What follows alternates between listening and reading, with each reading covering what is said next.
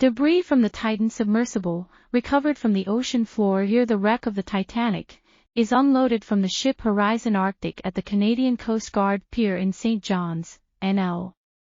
The Titan submersible debris has been pulled ashore days after it imploded on the bottom of the Atlantic during voyage to the Titanic wreckage, leaving all 5 passengers including 2 Pakistanis dead.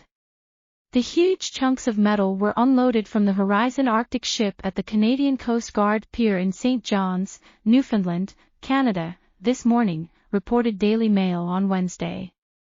The debris was quickly covered in large tarpaulins before being taken away for assessment. The Canadian-flagged Polar Prince cargo vessel towed the Titan out to sea, but lost contact with it about an hour and 45 minutes after the submersible launched into the ocean depths earlier this month. The announcement of the implosion ended a multinational search and rescue operation that captured the world's attention since the tourist craft went missing.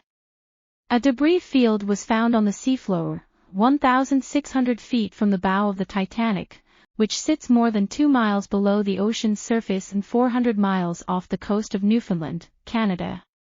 Canada, which helped in the search for the submersible, said Saturday it was carrying out its own probe. The U.S. Coast Guard said Sunday it had launched an investigation into the cause of the underwater implosion that destroyed the small submersible Titan, with the loss of all 5 people aboard during a dive to the Titanic wreck. The Coast Guard said it had created a Marine Board of Investigation, MBI, its highest level of probe, for this drama and ultimately tragedy in the North Atlantic that drew worldwide attention. My primary goal is to prevent a similar occurrence by making the necessary recommendations to enhance the safety of the maritime domain worldwide, Jason Neubauer, the Coast Guard's chief investigator and leader of this probe, told a press conference in Boston. The MBI is already in its initial evidence collection phase, including debris salvage operations at the incident site, he added.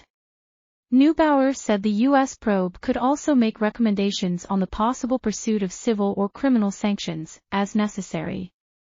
Titan was reported missing on June 18 and the Coast Guard said Thursday that all 5 people aboard the submersible had died after the vessel suffered a catastrophic implosion.